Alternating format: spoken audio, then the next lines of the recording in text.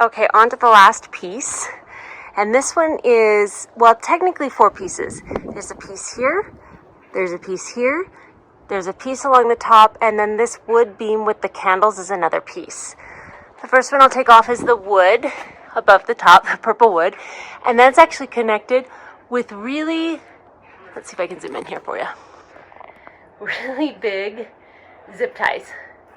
And I only ended up needing to do 1, 2, 3, although you can see I made mending plates for those just out of pieces of wood because none of the metal mending plates have big enough holes for those big giant zip ties. So you can see that I added washers where those zip ties came through. I did it on the back side, I think, as well. Milo, turn that around, or just lift it up. Either way. Yep. So the zip ties just go through there. Again, I ended up only needed 3. Didn't need those final 2, but we're all good. So here it is from the inside. You can see we have the hinges, and I'll just pull the pins out, and that's what's holding that. I actually put this piece of wood that you see at the top of masonite, and it kind of just slides down back behind it to make sure everything stays stable. That's just extra precaution. Then what I did is I ran a board down this side of the, sorry, it's getting dark, of my wood beam, and then there's one on the, let's see if I can show you, on the other side that runs down as well. And then you can't see them, but there are mending plates that you see, not on this side, but they're technically on this side, but you can't see them because of the shutters, or not the shutters, those slats that I made, and the window are glued on top of it, so they're not going anywhere. Okay, so I'm down to the last piece, and I just have to release those 2, and then unwrap the wire from the beams, and they'll slide right off, so I can do 1 at a time. Just so you know, this wire, I got it at Lowe's.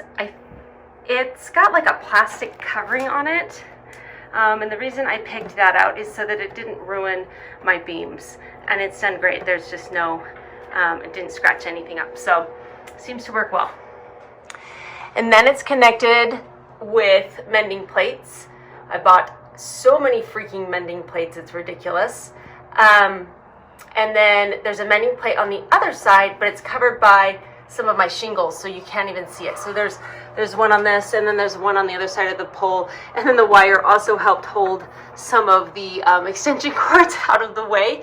And then it's connected, this top long piece, sorry, it's hard, I'm close up. Top long piece is connected to the bottom 2 pieces just with more hinges. I pulled the pin out ready to start taking this piece down. Same thing on the other side. And then this piece is just, it kind of sandwiches in because on the other side you have the shingles. So between the 2 pieces, they come and sit down perfectly in between this piece of foam. Okay, I'm going to show you really quick what I meant by it sandwiches in between. You see how those shingles stick out and that board is glued on. So it slides down right in between the other pieces of foam that come down. Okay, and there's all the pieces of the front door laid out, broken up, ready to stack, and my house is so sad. Until next year. Okay, just also another pro tip.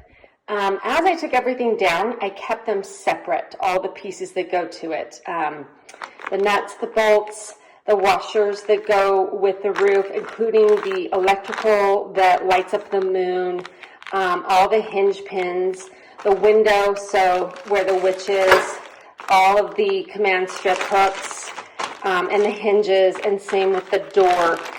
That way when I put it together, it's just all ready to go next year and keeps things super easy and keeps things from getting lost.